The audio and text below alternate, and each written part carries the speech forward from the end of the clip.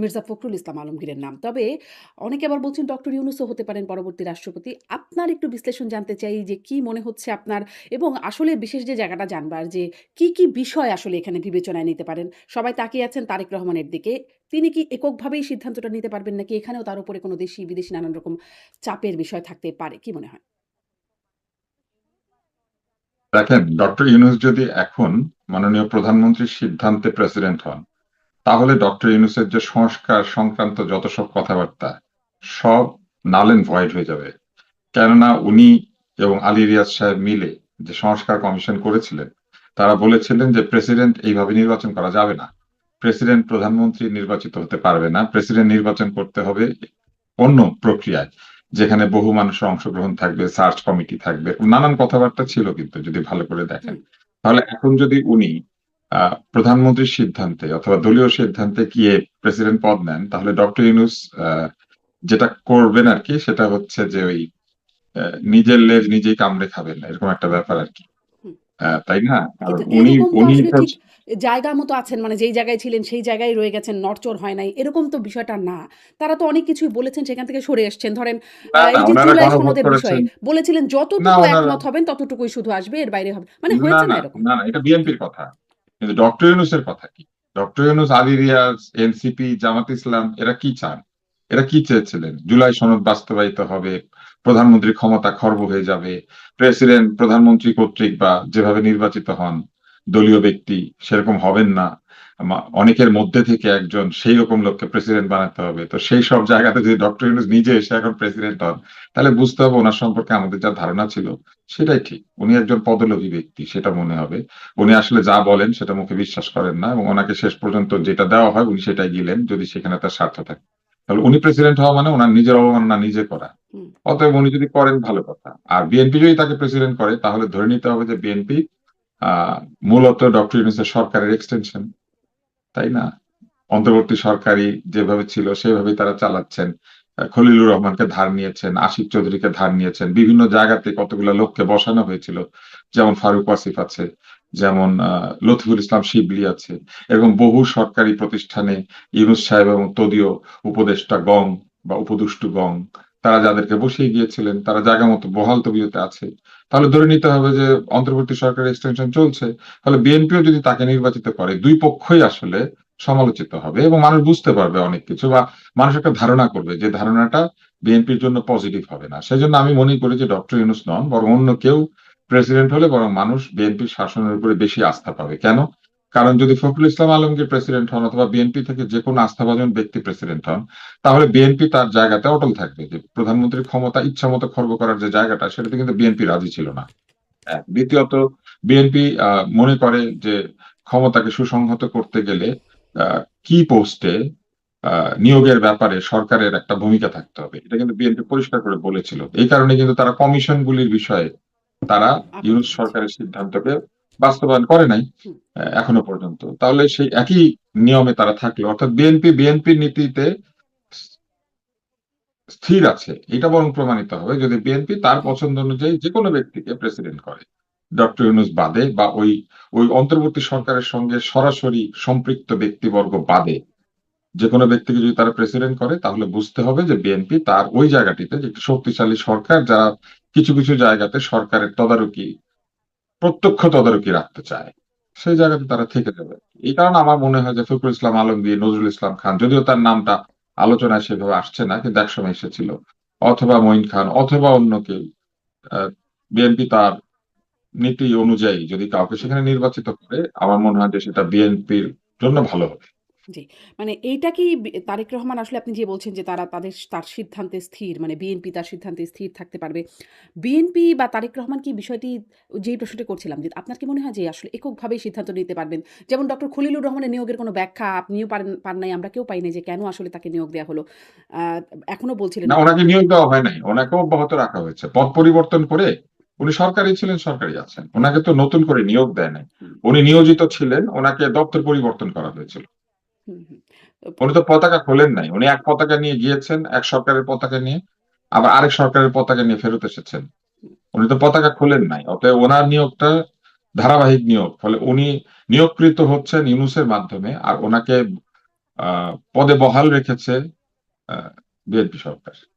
তো ফলে ওই যে এখন মানে তো উনি এখন তো বহাল উনি রাখার কোনো জাতিসংঘের ব্যাখ্যা, পতাকাও লাগাতে পারবেন জি, বহাল রাখার ব্যাখ্যা তো ঠিক তখন থেকে অনেক খোঁজা হয়েছে যে কেন ইভেন না। কেউ ব্যাখ্যা বিএনপির দিয়ে যেতে মানুষজনও দিবেন প্রশ্ন করেছেন এটি যে আসলে এই না। ব্যাখ্যাটা কি? দেখেন, ব্যাখ্যা চাইলেই যে আপনি ব্যাখ্যা পাবেন এমন কোনো কথা নাই। ব্যাখ্যা দিলে ভালো। জি, যত ব্যাখ্যা দেয় একটা সরকার তত সে ট্রান্সপারেন্ট হয়। যেমন শেখ হাসিনা কোনো ব্যাখ্যা দিতেন না। হুম, ওনার মনের ইচ্ছা উনি জাহিদ মালিককে আহ, স্বাস্থ্যমন্ত্রী বানিয়ে রেখেছিলেন, একটা উজবুক স্বাস্থ্যমন্ত্রী। তারপরে ওনার মনের ইচ্ছা হলো উনি কাউকে যে কোনো পদে পদ দিয়ে দিতেন। তাকসিম নামে একটা লোক ছিল, শুনেছি ওয়াসিম, ওটা তার ছোট বোনের আত্মীয়। সেই তাকসিম বছরের পর বছর ওয়াসার ময়লা পানি আমাদেরকে খাইয়েছে, তার কোনো পদের পরিবর্তন হয়নি, তার বেতন বেড়েছে।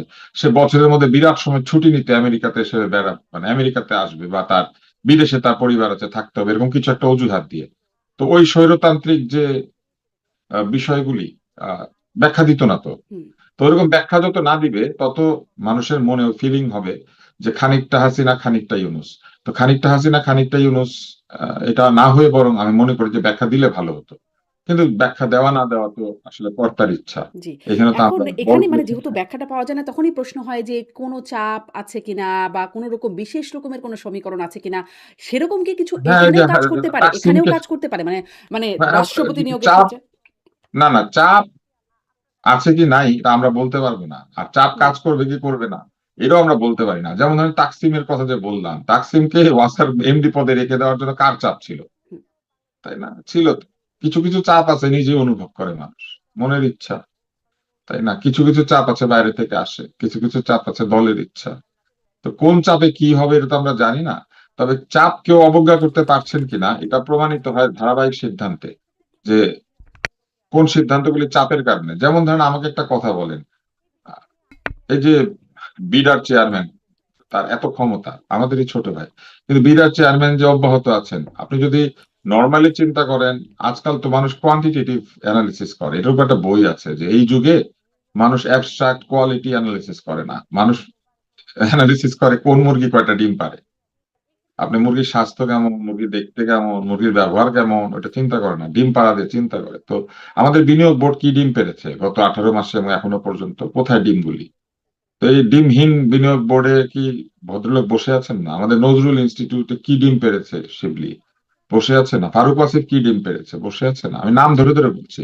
বাংলা একাডেমির মহাপরিচালক কি ডিম পেরেছে? বসে আছে না? তো ডিম পাড়া মুরগি আহ, যদি আপনি না রেখে ডিম ছাড়া মুরগি রাখেন, তাহলে মানুষ বিশ্বাস করবে যে কোথাও চাপ আছে। তাই না? জি। আ তো আর যদি আপনি ডিমওয়ালা মুরগি খুঁজে বের করেন, তারপরে ডিমওয়ালা মুরগির কাছে ডিম নিতে থাকেন, তাহলে মানুষ বুঝবে যে চাপ নাই, যে ভালো ডিম পারে তাকে নাই। এখন ডিম হচ্ছে মেধা, হুম, বুঝছেন?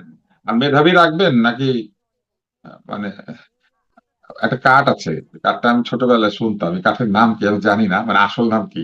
আমাদের এখানে কাঠ মিস্ত্রি আসতো, আমি কাঠের কাজ শেখার খুব চেষ্টা করতাম, কিছু কিছু শিখেছি। আমার এই কৌতূহলী মন জীবনে আমাকে অনেক যন্ত্রণা দিয়েছে। একটা কাঠের নাম শুনতাম আর কি, চাপালিশ কাঠ। হুম, তো এই চাপালিশ কাঠ কি জিনিস আমি জানি না, কিন্তু ধরেন কে চাপালিশ আর কে আহ, মানে সত্যি সত্যি বালিশ, এটা তো বুঝতে হবে। জি। সেটাই বুঝি না বলে নানান রকম প্রশ্ন করতে থাকি। ধরেন হ্যাঁ, আমরা আমরা এবার সবসময় আমাদের সরকারগুলি আমাদেরকে ব্যাখ্যা দেয় না। হুম। বলে অনেক, মুখে অনেক কথা বলে, কিন্তু জীবনে জনগণের সামনে দাঁড়িয়ে কোনো কাজের ব্যাখ্যা দেয় না। জি। সেগুলোরই তো নানান পরিবর্তন আশা করেছিলাম। আচ্ছা, এটা নিয়েও পরে কথা বলব। কিন্তু ওই রাষ্ট্রপতি ইস্যুতে আরেকটু কথা বলি যে, এখন বিশ্লেষণ আসছে যে তড়িঘড়ি করা হয়েছে। মানে আমরা দেখেছি আগেই মানে রাষ্ট্রপতি পদত্যাগ করার আগেই বিষয়টি ঘোষণা দিয়ে দিয়েছেন প্রবাসী অনুসন্ধানী সাংবাদিকেরা এটি বলেছেন। এবং আমার সাথে একজনের কথা হচ্ছিল। তিনি বলছেন যে একটি সংস্থার লোকজন তাকে মানে রাষ্ট্রপতিকে গিয়ে বলেছেন যে ২৫শে জুলাইয়ের মধ্যে আপনাকে পদ ছাড়তে হবে। বলেছে, "স্যার আপনাকে চলে যেতে হবে।" এইরকম একটা বিষয় ছিল এবং তারপরেই সেই পদত্যাগের একটা বিষয়। যেটা বলছে রাষ্ট্রপতিও বলছেন, বিএনপি সরকারও বলছে কিন্তু কেউ আসলে ঠিক বিশ্বাস করছে না যে ঠিক অসুস্থতাটাই আসলে তার পদত্যাগের কারণ। আপনার কি মনে হয় এই তড়িঘড়ি কেন এই করা হলো? বয়সে অজুহাত কেন দেয়া হলো? কি মনে হয়? এই বয়সে অসুস্থতা থাকাটাই স্বাভাবিক। যে বয়সে আমরা রাষ্ট্রপতিদেরকে নির্বাচিত করি, হুম, যে বয়সে আমরা বড় বড় পদগুলিতে লোকজনকে পাঠাই, আমরা খানিকটা অসুস্থ লোকজনকেই পাঠাই। এই বয়সে সব সুস্থ কি করে থাকবে? কারো কোলেস্টেরল হাই থাকবে, কেউ চোখে কম দেখবে, কারো গ্লুকোমা থাকবে, কারো হার্ট প্রবলেম থাকবে, কারো কিডনি, কারো লিভার, কারো মাথা, কারো আর্টারি, কারো নিশ্চয়ই। এরকম। এবং বয়সের সঙ্গে বহু রোগ আছে যেগুলো আসবেই, কারণ আপনার শরীর পুরনো হবে, আমাদের শরীর পুরনো হয়। তো ফখরুল ইসলাম আলমগীর সাহেবের যে নাম বলা হচ্ছে, উনিও তো অসুস্থ এবং উনি বেশ ভালোভাবেই অসুস্থ। হুম, উনি বহুবার সিঙ্গাপুরে গিয়ে ট্রিটমেন্ট নেন। ওনার একটি ধমনী জনিত অসুস্থতার কথা আমি নিজেই জানি। ওনার হুম, সঙ্গে আমার এয়ারপোর্টে দেখা হয়েছে একাধিকবার। আমি ওখানে শুনেছি তার অসুখের বিষয়ে, বা তার সঙ্গে একটা পারিবারিক একটা জানাশোনা আছে আমার। তো যে কারণেই হোক, তো এখন আপনি তাকে যখন দিবেন, ফলে অসুস্থতা কোনো হুম। রিজন না, এবং একমাত্র সম্প্রতি কিন্তু মানসিক একটা অসুস্থতা। সাক্ষাৎকারে আমি মির্জা আপনাকে ফখরুল একটা ইসলাম কথা বলি, আলমগীর আপনি বলেছিল যদি না? মেন্টালি আমি একটু অসুস্থ এই হন। লাইনটা যোগ করি মানে একটা ইনফরমেশন হিসেবে যে মির্জা ফখরুল ইসলাম আলম কিন্তু সম্প্রতি একটা আ মানে তার বক্তব্যে একটা সাক্ষাৎকারে বলেছিলেন যে অসুস্থতা মানে তিনি অসুস্থ হয়ে পড়ছেন। ফলে তিনি আসলে রাজনীতি থেকে অবসর নেবার কথাও বলছিলেন। যে পরবর্তী কাউন্সিলে প্রেসিডেন্ট তো এটা একটু যোগ রাজনৈতিক পদ করলাম। নাই। হুম, প্রেসিডেন্ট তো রাজনৈতিক পদ না। হুম। প্রেসিডেন্ট তো অরাজনৈতিক পদ। ফলে উনি রাজনীতি থেকে অবসর নিয়ে প্রেসিডেন্ট হইতে হবে। কারণটা তো ওই আমাদের অসুস্থতা। প্রেসিডেন্টের কিন্তু, না, প্রেসিডেন্ট কিন্তু দল থেকে পদত্যাগ করতে পারে। দলের কোনো সদস্য উনি থাকতে পারবেন না। ততএব উনি তো রাজনীতি থেকে অবসর নিলেনই। হুম, হুম। ওনার অবসর জীবন উনি তো যদি যেই বঙ্গভবনে অসুস্থতার কারণে কাটান। রাজনীতি থেকে মানে বিরতি নিলেন, অবসর নিলেন, সেই অসুস্থতা থাকা সত্ত্বেও মানে এটাই তো প্রশ্ন। আমাদের সংবিধানে শারীরিক অসুস্থতা জনিত কারণে আপনি যদি কেবলমাত্র কার্যনির্বাহ করতে অসমর্থ হন, অর্থাৎ আদেশ নির্দেশ দিতে, সই করতে, সিদ্ধান্ত নিতে অসমর্থ হন, তাইলেই কেবলমাত্র আপনি কোনো পদে থাকতে পারবেন না। আর যদি আপনার মানসিক রোগ হয়ে থাকে, আপনি কিন্তু হুইল চেয়ারে বসেও রাষ্ট্রপতি হতে পারবেন, যদি আপনার মাথা ঠিক থাকে এবং যদি আপনার সিদ্ধান্ত গ্রহণের ক্ষমতা থাকে এবং আপনি যদি সই করতে পারেন, তাহলে কিন্তু আপনি পারবেন। এমনকি মৌখিক নির্দেশ দিয়েও পারবেন। মনে করেন আপনি চোখে দেখেন না, কিচ্ছু আসে যায় না। আমাদের এখানে এমন কোনো কথা নাই যে কোনো প্রতিবন্ধী আমাদের রাষ্ট্রপতি হতে পারবে না। ফলে আমাদের এখানে যদি রাষ্ট্রপতি হইতে হয় বাংলাদেশে, তাহলে আপনাকে মেন্টালি সিক হলে চলবে না। আপনাকে সিদ্ধান্ত গ্রহণের ক্ষমতা না যদি আপনার থাকে, তাহলে আপনি রাষ্ট্রপতির কাজ নির্বাহ করতে পারবেন। অতএব আমি মনে করি যে এই রাষ্ট্রপতি যে চলে যাচ্ছেন, তারও এমন কোনো অসুখ হয় নাই যে অসুস্থতা জনিত কারণে তিনি পদত্যাগ করবেন। আর নতুন রাষ্ট্রপতি যিনি আসবেন, তারও এমন কোনো কারণ নাই যে অসুস্থতার কারণে উনি রাষ্ট্রপতি হতে পারবেন না। হুম, হ্যাঁ, দুইটাই সম্ভব। এবং আমাদের এখানে আপনি লক্ষ্য করলে দেখবেন, আমাদের হামিদ সাহেব কতবার বিদেশ গিয়েছিলেন হুম। চিকিৎসার জন্য। আমাদের এর আগে যে প্রধানমন্ত্রী ছিলেন, স্বৈরতান্ত্রিক প্রধানমন্ত্রী, উনি কতবার বিদেশ গিয়েছেন চিকিৎসা আর করার জিল্লুর জন্য। রহমান সাহেব তো কোন রকমে হাঁটাচলা করতেন। তিনি তো খুবই হ্যাঁ, হ্যাঁ, উনি উনি অদ্ভুত। কতবার গিয়েছেন করার জন্য। আমাদের এই যে উপদেষ্টা মন্ডলী, এমনকি ফারুকী পর্যন্ত বিদেশে গিয়ে চিকিৎসা নিয়েছে না। হুম, ওর পেটে কি হয়েছিল না মাথায় কি হয়েছিল আমরা তো জানি না। ওকে ব্যাখ্যা দিচ্ছে এগুলো, এই অসুস্থতাগুলি কি, রাষ্ট্রের পয়সা খরচ করে যে তারা গিয়ে চিকিৎসা নিয়েছিলেন, এগুলো ব্যাখ্যা দিয়েছেন। তো ফারুকেরও ধরেন কোথাও হয়তো একটা অসুস্থতা আছে কোনো জায়গাতে, হয়তো কোনো কিছু কাজ করে না। তো সেই কারণে যদি ফারুকি একটা চিকিৎসা নিয়ে থাকে, তাই না, তাহলে কি সে অসমর্থ হয়ে গেছিল উপদেষ্টা হওয়ার জন্য? তাহলে প্রেসিডেন্টেরও এরকম কোনো সমস্যা নাই যে অসুস্থতা জনিত কারণে প্রেসিডেন্ট থাকতে পারবে না। যখন এইসব কারণ দেখিয়ে কেউ পদত্যাগ করে, আমার কাছে এগুলো হাস্যকর মনে হয়। পদত্যাগ করা উচিত সরাসরি, যে আমি এই পদে থাকতে চাই না, অতএব আমি পদত্যাগ করলাম। এরকম অসুস্থতা বলতে হবে কেন? না মাথা ঘোরা এটা বলতে হবে কেন? আপনি বলবেন যে আমি এই পদে থাকতে ইচ্ছুক না, হুম। ব্যাস। অনিচ্ছুক ব্যক্তিকে তো আপনি পদে রাখতে পারবেন না। এটা কি আসলে এসব তার অজুহাত সিদ্ধান্তে? দেবেন। এটা কি এই অজুহাতগুলি না হচ্ছে ওইরকম, বুঝছেন, ওই যে পথিমধ্যে উৎপাতা সন্ত্রাসীরা লুকিয়ে থাকে এবং তারা তাদের আক্রমণে কেউ হতাহত হয় না, কিন্তু যাকে নিয়ে আপনি গিয়েছিলেন হুম, অস্ত্র উদ্ধারে, সে ক্রস নিহত ফায়ার। হয়ে যায়। হ্যাঁ। হ্যাঁ, সবসময় পথিমধ্যে উৎপাতা হুম, সন্ত্রাসীরা নিজের লোকটাকেই হত্যা করে। হুম, হুম, হুম, তো ওইরকম আর কি, এইসব ব্যাখ্যাগুলো ওইরকম। হুম। এইসব ব্যাখ্যার তো কোনো প্রয়োজন নাই। মানে আপনার কি মনে সোজা হয় ব্যাখ্যা, সোজা এটার কি কোনো ব্যাখ্যা যে ব্যাখ্যা আপনি আমি পান? অমুক। হ্যাঁ, হ্যাঁ। সোজা ব্যাখ্যা হচ্ছে আমি অমুক, আমি ব্যক্তিগত কারণে আর এই পদে থাকতে ইচ্ছুক না। হুম। শেষ। এটা বললেই হয়। এসব আইনায় বিনায় গল্প ফাঁদার দরকার কি? এই গল্পটা আসলে কে ফাঁদছে? এটা কি রাষ্ট্রপতি ফাঁদছেন এই জানি না, গল্পটা? জানি না। তবে যে ফাঁদে, শোনেন, হুম, যে ফাঁদে, মনে করেন এটা হচ্ছে হরলাল রায়ের ব্যাকরণ বইয়ের মতো। কত সালে যেন এটা লিখেছিল, হুম, বুঝছেন? হুম, এটা সবাই মুখস্থ করার ওইটাই লেখে। এটা কমন পড়ে, বুঝছেন? এটা ওই ইয়ের মতো, ওই যে নৌকা ভ্রমণ। আমি দেখতাম যে পুরা বোর্ডে যে রাজশাহী থাকে সেও পদ্মা নদীতে ভ্রমণ করে, যে চট্টগ্রামে থাকে সেও পদ্মা নদীতে হুম, ভ্রমণ করে। কারণ হরলাল সাহেব ওইটাই লিখেছেন, পদ্মার প্রমত্ত জলে হুম। নৌকা শন শন করে এগিয়ে চলেছে। তো ওই ওই লাইন লিখতে হবে। তো ওইরকম আর কি, হরলাল রায় ব্যাকরণ বই লিখে দিয়েছে, ওইটাই সবাই কপি করে। জি। আমি এই জিনিসটাই আসলে বুঝতে চাইছিলাম যে, এই যে আপনি বললেন যে ব্যক্তিগত কারণ দেখে পদত্যাগ করতে পারেন বা বিএনপিও 2/3 মেজরিটি নিয়ে ক্ষমতায় আসে। তারাও বলতে পারেন যে আমরা এখন আ নতুন আর রাষ্ট্রপতি সত্য কথা মানে লিখলেই কি, এই আমাকে এই পদে অজুহাতের দরকার থাকতে, কি ছিল? আমাকে এই পদে রাখতে সরকারি দল অনিচ্ছুক, ধরেন, এটাও যদি কেউ লেখে, অসুবিধা কি? হুম, সত্য কথা বলছে তো, অন্যায় কিছু নাই। সরকারি দল অনিচ্ছা প্রকাশ করতে পারে না, তাকে এই পদে কন্টিনিউ করুক। তা জি, সরকার প্রধানমন্ত্রীর অনুরোধে আমি পদত্যাগ করছি, শেষ। প্রধানমন্ত্রী কিন্তু এই পরামর্শ দিতে পারে হুম। রাষ্ট্রপতিকে পদত্যাগ করেন। হুম, হুম। বললে অসুবিধা কি? ওটাই বুঝতে পারছিলাম। মানে মানে এটাই বুঝতে চাচ্ছি যে এটার কোনো বিশ্লেষণ আছে কিনা যে আসলে ব্যাখ্যাটা কি? কেন এই অজুহাত দাঁড় করানোর এগুলাকে দরকার বলে হলো? কনসিলার। আপনি তো নারী, আপনি বুঝবেন কনসিলার আর কি। হ্যাঁ, হ্যাঁ। ছোট্ট একটা দাগ আছে, সেটা কেউ দেখে না ধরেন। তারপরেও সেখানে কনসিলার লাগায়। হুম। তো আ মানে এবং তড়িঘড়ি করা হলো কিনা? বিভিন্ন জায়গায় বিশ্লেষণে আসছে একটা তড়িঘড়ির না, ব্যাপার। তড়িঘড়ি করা হয় নাই। উনার পদত্যাগটা এনসিপি চেয়েছিল সেই শুরুতে। হ্যাঁ। জামাত আর এনসিপি তো উনার পদত্যাগই চেয়েছে। শপথ গ্রহণ করার পরেই তারা তাকে বাদ দিয়ে না এটা তো সেই নিজেদের প্রেসিডেন্ট অন্তর্বর্তী তৈরি সরকারের করল। সময় থেকেই চাচ্ছে। হ্যাঁ, তো এটা তো তড়িঘড়ি হইল কোথাও? বরং অনেক সময় লাগলো।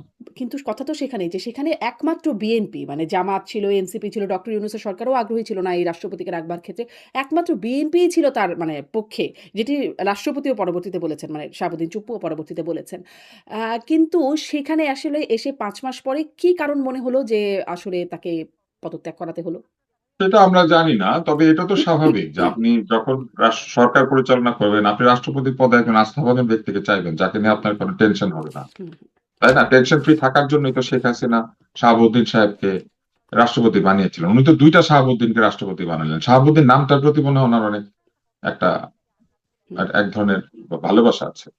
তাই না? উনি ১ম যেবার ৯৬ বিএনপিরও কি সালে আসলেন। রাষ্ট্রপতিকে পদচ্যুত করার পেছনে একটা ভালোবাসা আছে? মানে বদরুদ্দোজা চৌধুরী তারপরে মানে না, না, বিএনপি রাষ্ট্রপতি পদটাকে অনেক গুরুত্বপূর্ণ বলে মনে করে বলে আমার ধারণা। কেননা শহীদ রাষ্ট্রপতি জিয়াউর রহমান তো প্রেসিডেন্সিয়াল ফর্মেই ছিলেন। হুম, বিএনপি কিন্তু প্রেসিডেন্সিয়াল ফর্মের গভর্নমেন্টও চাইতো একসময়। হুম, ৩ জোটের রূপরেখার কারণে গণভোটের মাধ্যমে পরে এই সংবিধানে পরিবর্তন এনে আমাদের এখানে প্রধানমন্ত্রী শাসিত সংসদীয় সরকার স্থাপন করা হয়েছিল।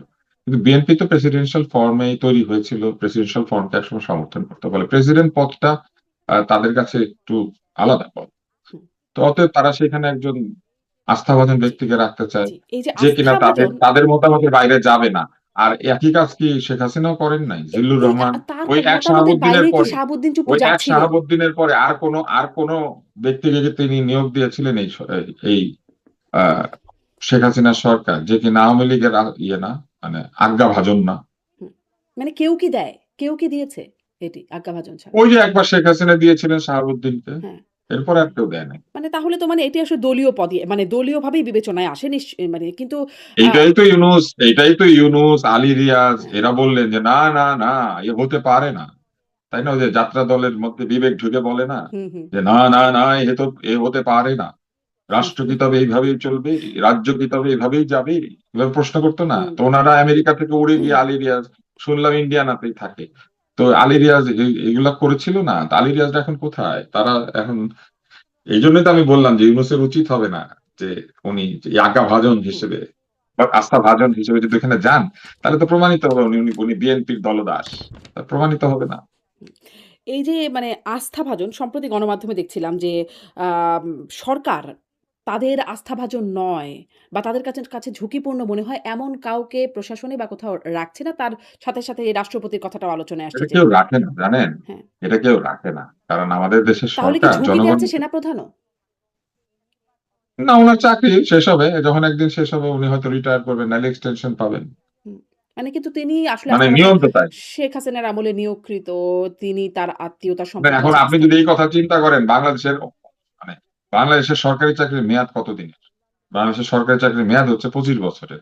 তার মধ্যে ১৭ আর ২ ১৯ বছর ছিল একটা অন্তর্বর্তী সরকার আর শেখ হাসিনার সরকার। তাহলে ১৯ বছরে এই ৮০% লোকের নিয়োগ তো হয়েছে এই আমলে, বা ৬০% লোকের নিয়োগ হয়েছে এই সময়গুলিতে। কতজনকে আপনি বাদ দিবেন? এইটা আমার মনে হয় না। উপরের দিকের পদগুলিতে আসলে হুম, মানে নিজের লোক সেনাপ্রধানের পদ তো বসানোর একটা একদম খুব আগ্রহ উপরের থাকে। দিকেই বটে।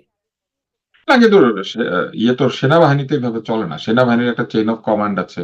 সেখানে সেনাবাহিনীতে অন্যান্য জেনারেলরা আছেন। তাদের সঙ্গে সেনাপতি মিটিং করেন। তাই না? আমরা দেখলাম না ৫ই আগস্টের সময় আমাদের যিনি সেনাপতি তিনি একটা মিটিং করেছিলেন না তার হুম, যারা যারা তার অধীনস্থ তাদের সঙ্গে। আমাদের তো মনে আছে। তাহলে ব্যাপক। ওইভাবে তো সেনাবাহিনী চলে। সেনাবাহিনী তো স্বৈরতান্ত্রিক প্রতিষ্ঠান না। জি, মানে সেনাবাহিনী হচ্ছে একটি কিছুই তো আসলে স্বৈরতান্ত্রিক হবার কথা না। গণতান্ত্রিকভাবে ক্ষমতায়িত একটি স্পেশাল বাহিনী বা একটা স্পেশাল কর্মচারীদের দল যারা একটা কাজ হুম, করে। সেনাবাহিনী অনেকটা মেডিকেল সার্ভিস অথবা এই যে শিক্ষা ক্যাডার, একটা প্রফেশনাল সার্ভিস সেনাবাহিনী। তো যেমন ডাক্তাররা ডাক্তারিই করবে। আপনি চাকরিতে যাই রাখেন তাকে ডাক্তারি করতে হবে। এবং সেনাবাহিনীতে যারা চাকরি নেন তারা সেনাবাহিনীর কাজই করতে হবে। অন্য কাজ করতে পারবে না।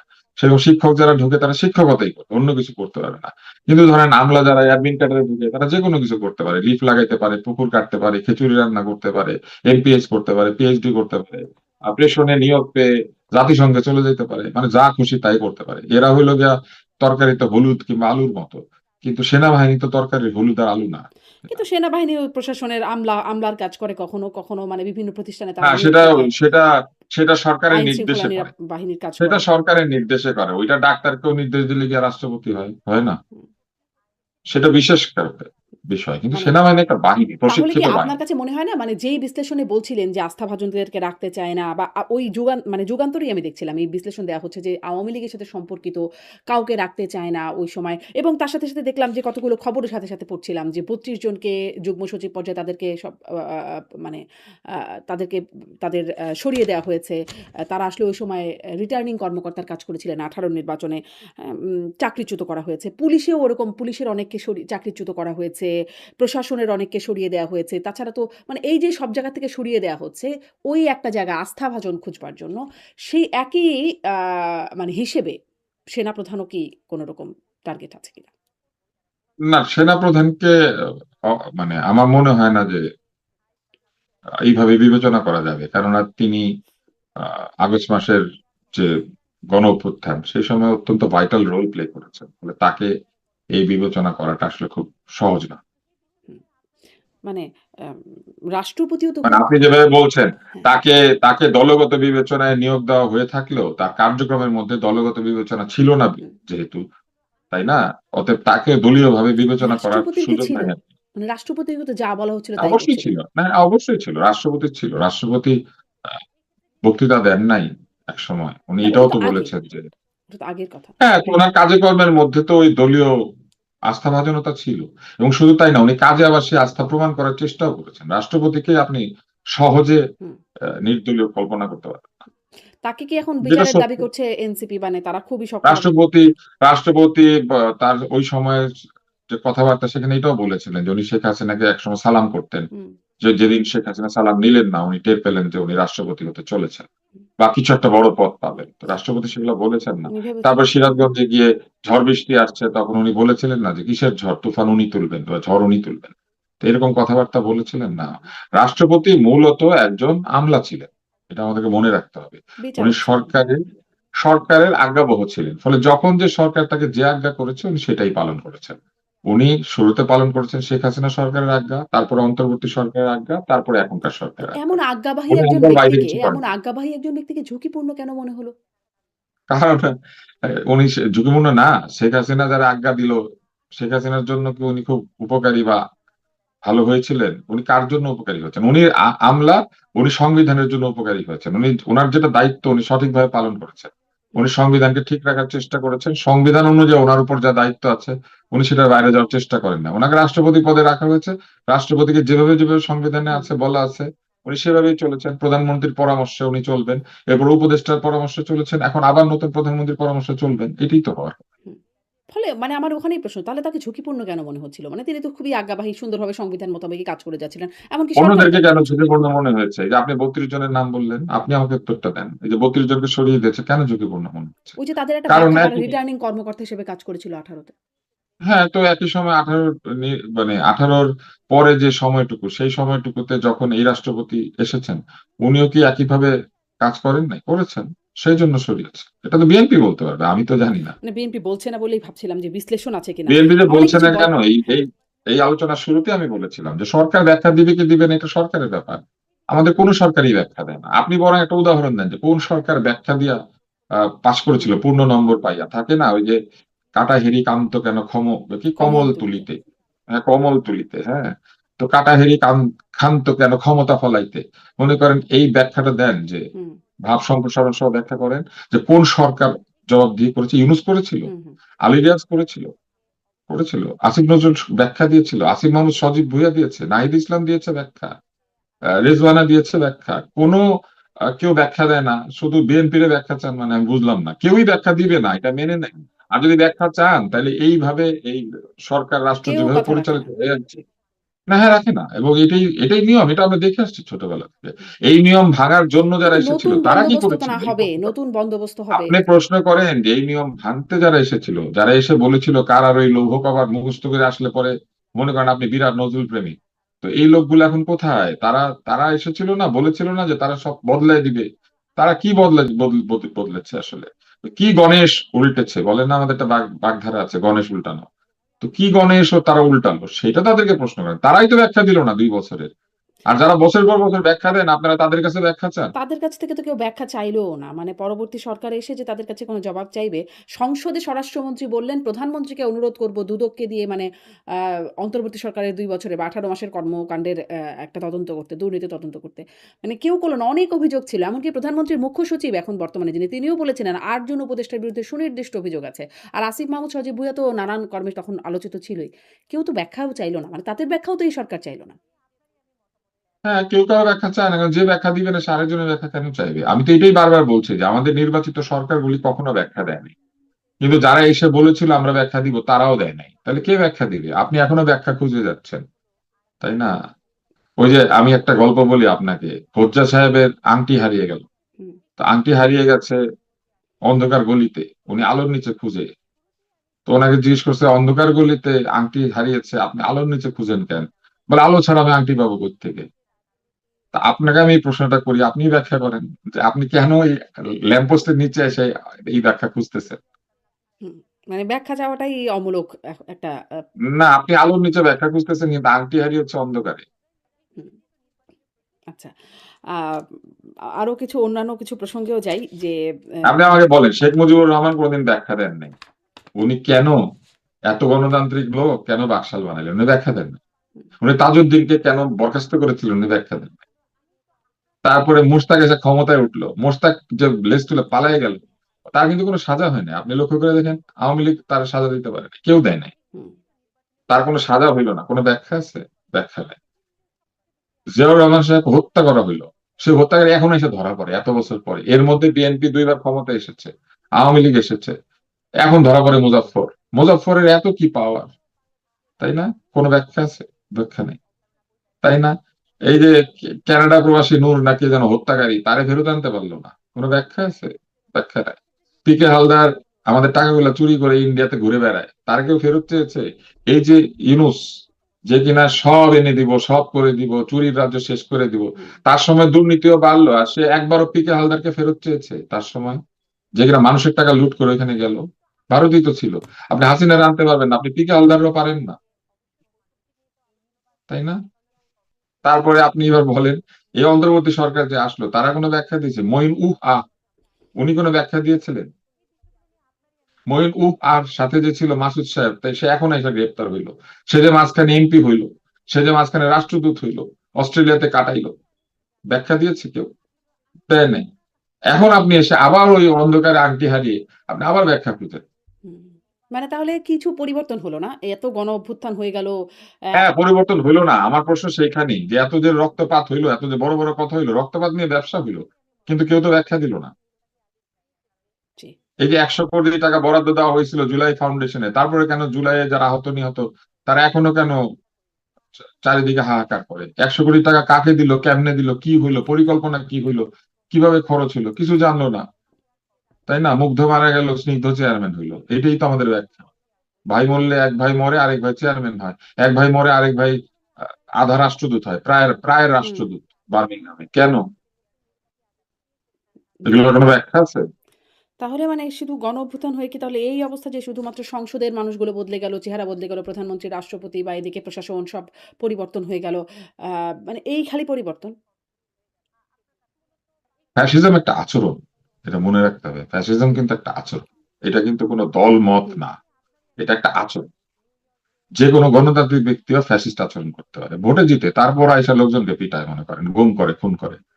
অতএব ক্ষমতার যে দ্বন্দ্ব এবং বাংলাদেশের ক্ষমতার যে চরিত্র, এই চরিত্র কোনো ব্যক্তি বদলাতে পারবে না। এটা বদলাতে গেলে যে ধরনের ড্রাস্টিক হইতে হবে এবং যে ধরনের পরিকল্পনা নিয়ে সামনের দিকে অগ্রসর হইতে হবে, সেটা খুব সহজে হয় না।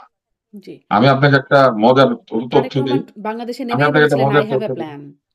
হুম, আমি আপনাকে মজার তথ্য দিই। এই সরকার ইলেকট্রিক ভেহিকেলের উপরে কর তুলে দিয়েছে, হেভি বাবা, যে ইলেকট্রিক ভেহিকেলের কর উঠে গেছে, দেশ ইলেকট্রিক ভেহিকেলে ছেয়ে যাবে। কিন্তু ইলেকট্রিক ভেহিকেলে যদি বাস আসে, সেই বাসের ভাড়া কত হবে এটা ঠিক করা যায় না। ইলেকট্রিক ভেহিকেল আনার জন্য কোনো ব্যাংক লোন দিবে না। কেন দিবে না জানেন? বলে যে ইলেকট্রিক ভেহিকেল তো বাংলাদেশে কখনো সেকেন্ড হ্যান্ড মার্কেটে বেচা কিনা হয় নাই। এই হুম, ঋণ গ্রহীতা যদি ঋণ শোধ করতে না পারে, এই বাস কোথায় বেচবে?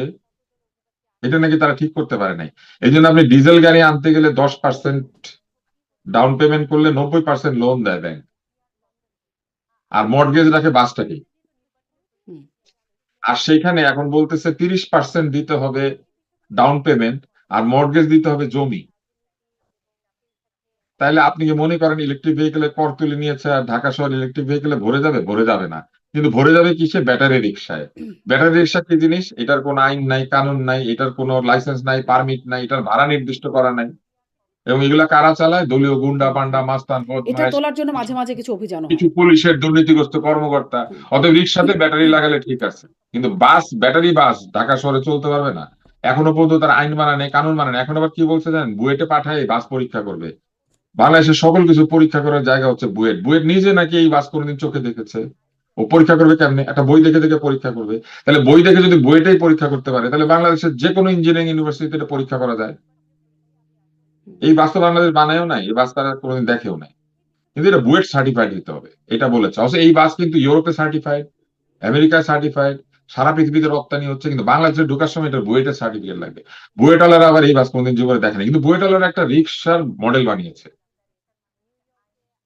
হুম, আপনি বুঝতে পারছেন বাংলাদেশ কি জিনিস?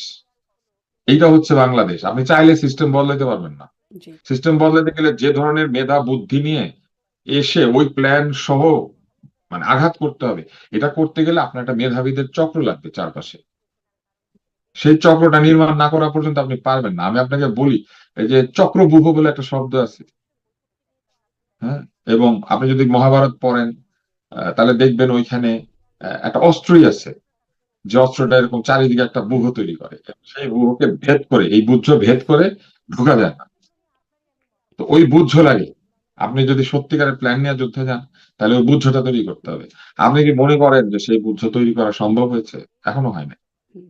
সবখানে দলীয় লোকদের দিয়ে বুঝ তৈরি করা যাবে? আপনি মেধাবীদের কথা বলছেন। আ মানে বিএনপি যেভাবে হ্যাঁ, আগাচ্ছে। আপনি যদি প্রকৃত অর্থেই ডিম পাড়া মুরগি চান, তাহলে ডিম সাদা না কালো, হলুদ না লাল, এটা বিবেচনা করা যাবে না।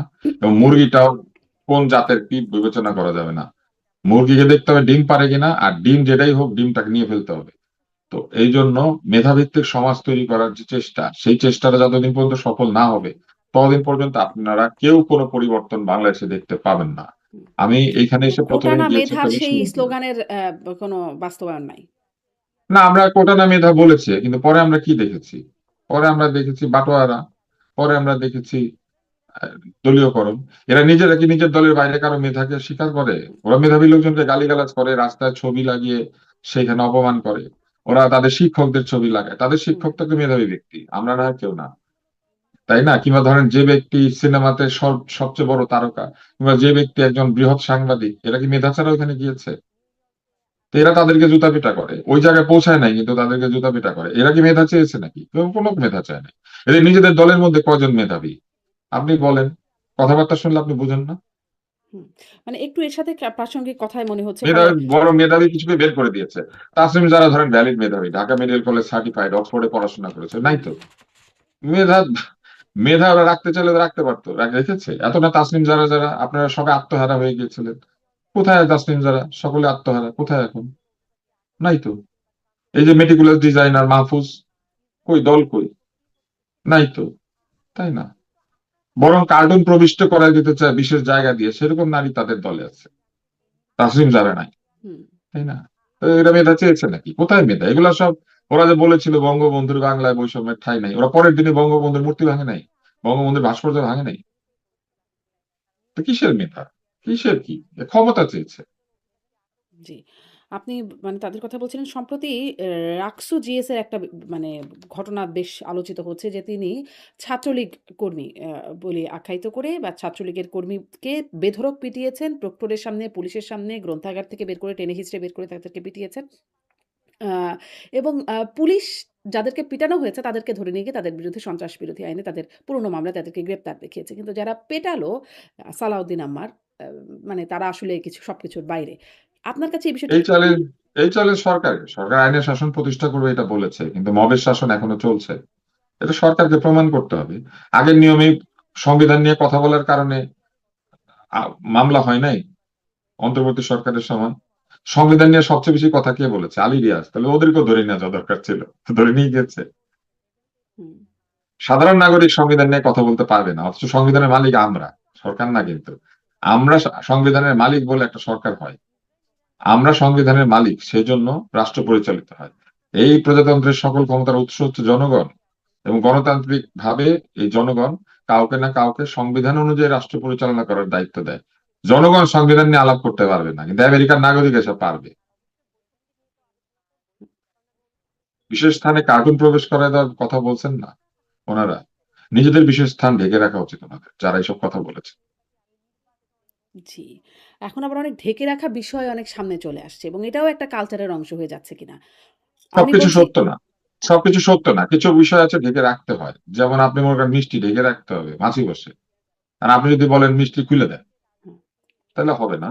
যেটা ঢেকে রাখা দরকার সেটা ঢেকে রাখতে হয়, যেটা খুলে দেওয়া দরকার খুলে দিতে হয়। আপনি আমেরিকায় থাকেন, আপনি খুব ভালো জানেন এখানে ক্লাসিফাইড ইনফরমেশন বছরের পর বছর থাকে, 20, 30, 40 বছর হুম, পরে। তারপরে সরকার উন্মুক্ত করে। কেন করে? কারণ এখন উন্মুক্ত করলে যন্ত্রণা হবে, ঝামেলা হবে। ইউএফও কিছুদিন আগে রিলিজ করে দিয়েছে সব ফাইল, ট্রাম্প গাঁজাখুরি সব ইউএফও এর কাহিনী সে রিলিজ করে দিয়েছে। কেন? এফস্টেইন এর ফাইল রিলিজ করে দিয়েছিল কে? আপনাদের কোর্ট। আপনি দেখেন না, রাষ্ট্র এইভাবেই চলে। রাষ্ট্র চলার একটা নিয়ম আছে, একটা কায়দা আছে। রাষ্ট্র নিয়ে তো আজকে থেকে গবেষণা হয় না। সক্রেটিস করেছে, তাই না? ম্যাকিয়াভেলি করেছে, কে করে নাই? হুম। যুগে যুগে রাষ্ট্র নিয়ে গবেষণা হয়েছে। এই আধুনিক রাষ্ট্র কিভাবে পরিচালিত হবে, এখানে মেধার বিশাল প্রয়োজনীয়তা আছে। জি, সেটার যে অনুপস্থিতি আছে সেটা আপনি বলছিলেন। কিন্তু হ্যাঁ, ধরেন আমি সালাউদ্দিন বলছি আম্মার অত্যন্ত মেধাবী। হুম, মুখ থাক মানে হাত থাকতে মুখে কি, হাত দিয়া সব বিবেচনা করতেছে। এরাই তো আগামী দিনের নেতা, তাই না? এরাই তো আগামী দিনে দেশটা শাসন করবে, তাই না? এদেরকে লোকজন ভোট দিয়েছে না? হুম।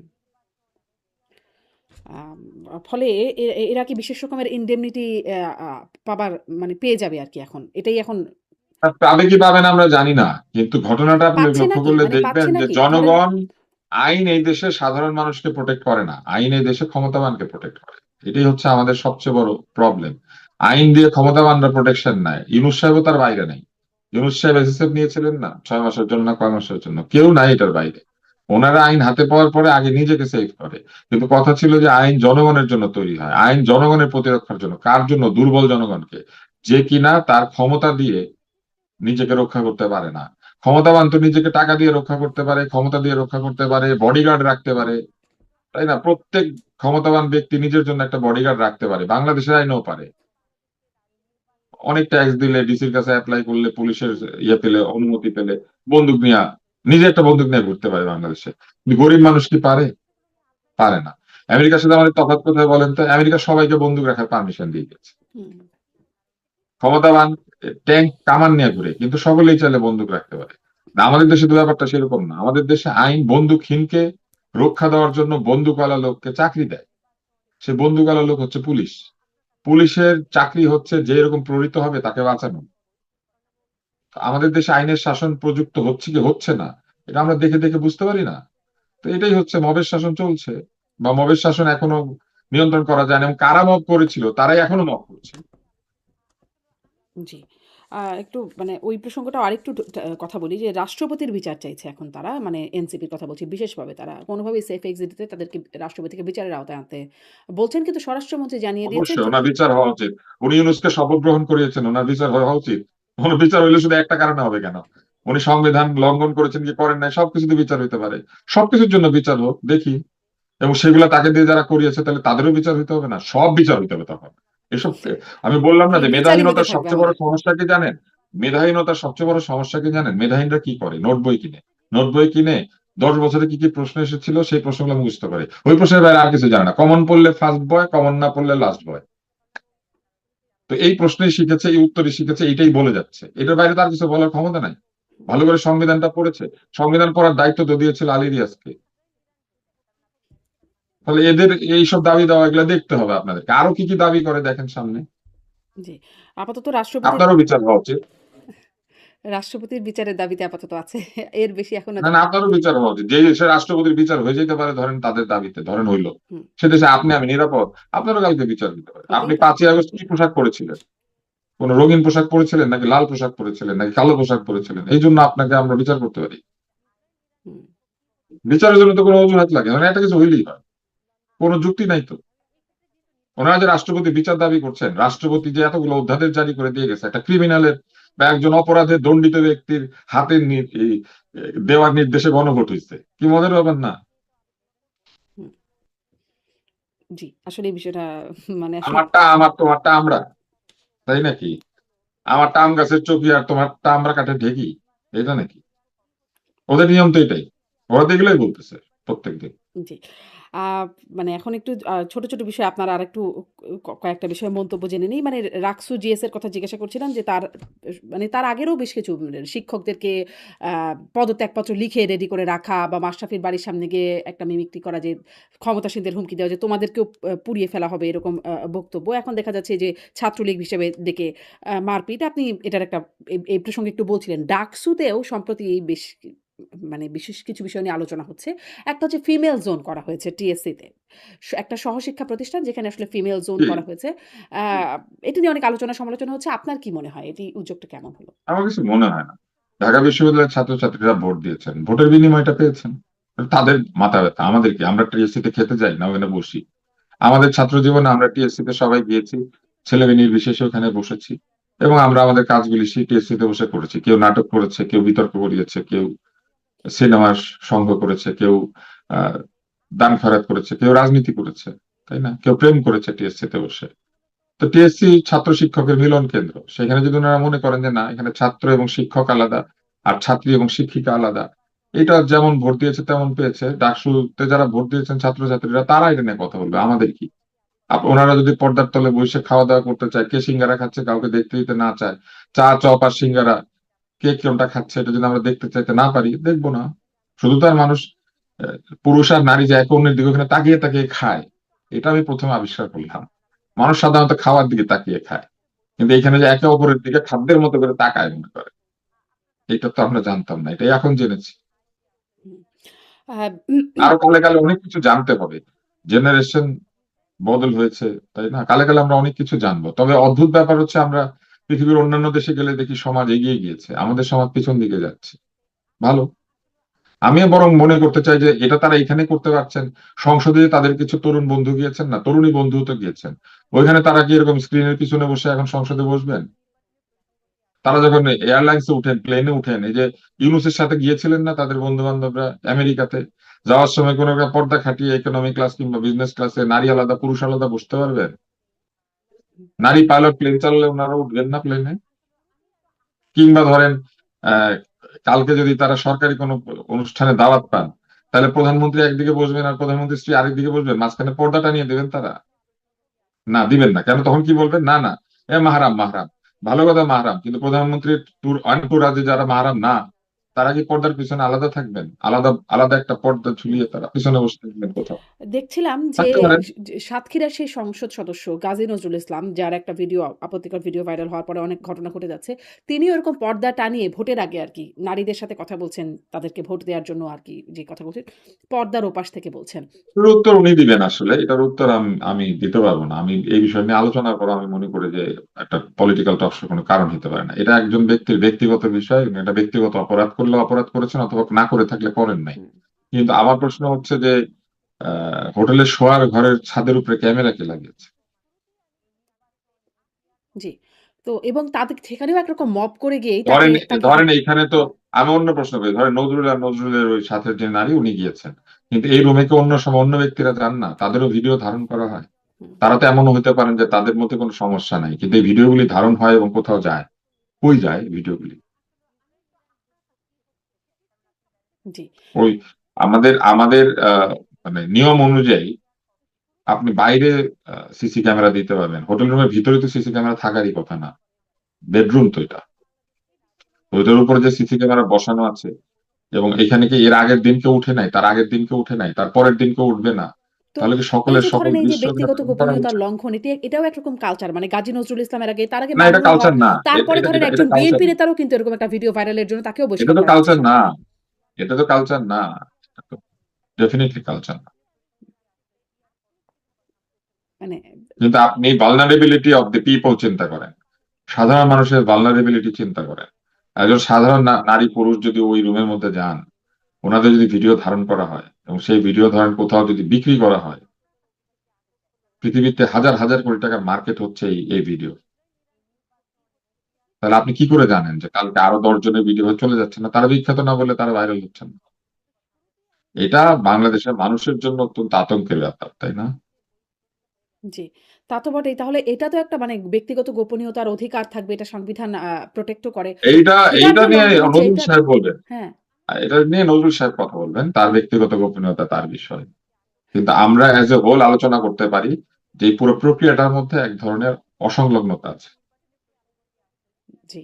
মানে এই যে এখানে ব্যক্তিগত গোপনীয়তা লঙ্ঘন করে ফেলা হচ্ছে, যেখানে গিয়ে ওখানেও একটা মব গিয়ে দেখলাম তার জিনিসপত্র সার্চ করছে। তাদের কোনো পুলিশি ভূমিকাও নেই কিন্তু তারা সেটা করছেন। মানে এই যে এগুলো যে করা যাচ্ছে এদের কোনো বিচারের আওতায় আনা হবে না? মানে যাদেরকে ওই যে পিটিয়ে মামুনকে যখন ধরেছিল ইয়েতে, হ্যাঁ, কুমিল্লাতে কোন একটা জায়গাতে, ওই যে নারায়ণগঞ্জের রিসোর্টে।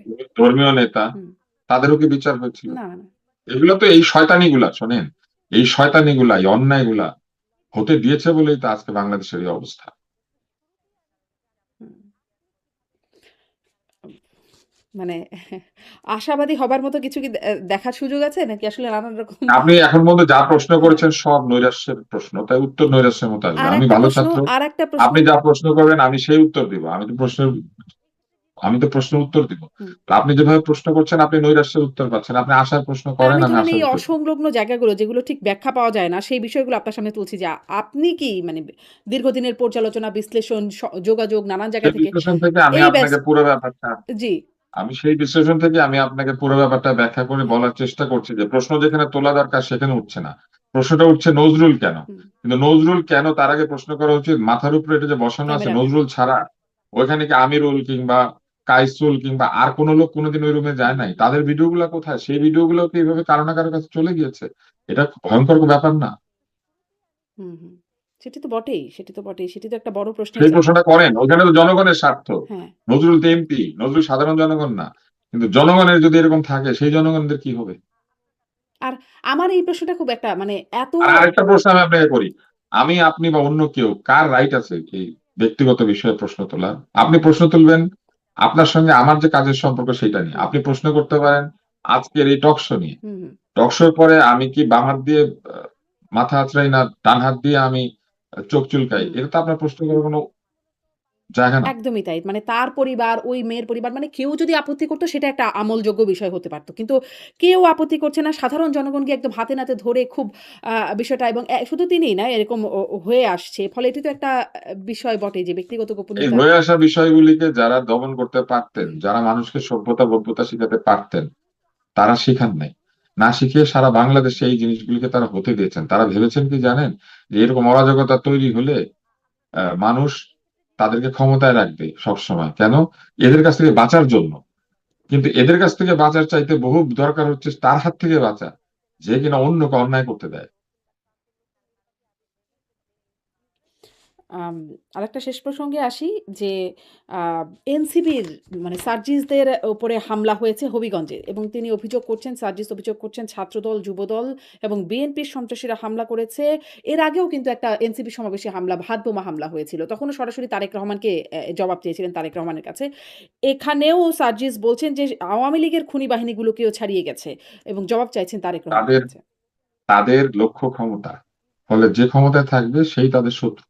যতক্ষণ পর্যন্ত তারা ক্ষমতায় না যাবে ততক্ষণ পর্যন্ত সব হামলা তাদের উপরে করবে সরকারি দল। এটাই হচ্ছে তাদের ব্যাখ্যা। এই হচ্ছে, আর কিছু না। ব্যাখ্যা বরং না করে তাদের বলা উচিত ছিল যে তদন্ত কমপ্লিট করতে তারা সহায়তা করবেন এবং তদন্তে কোনো ভুল ত্রুটি থাকলে তারা আওয়াজ করবেন।